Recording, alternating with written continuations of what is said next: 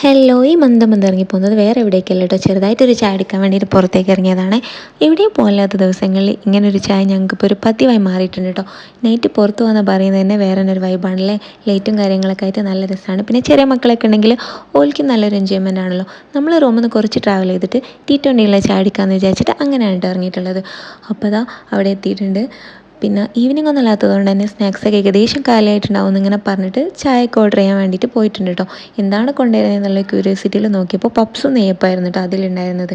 പപ്സിൻ്റെ മേലിലൊക്കെ ചെറുതായിട്ട് ഇങ്ങനെ ഡ്രൈ ആയിട്ട് വന്നിട്ടുണ്ടായിരുന്നു, എന്നാലും കുഴപ്പമൊന്നും ഉണ്ടായിരുന്നില്ല കേട്ടോ. ചായ പിന്നെ ഫ്രഷ് മിൽക്ക് ആയതുകൊണ്ട് തന്നെ നല്ല രസമുണ്ടായിരുന്നു കുടിക്കാനായിട്ട്. പിന്നെ നമ്മളിതൊക്കെ കഴിക്കുന്ന സമയത്ത് നമ്മളാളിങ്ങനെ നോക്കി നിൽക്കുന്നുണ്ടായിരുന്നു കേട്ടോ. എനിക്കൊന്നും ഇല്ലയെന്ന് വിചാരിച്ച് നോക്കിയതായിരിക്കും.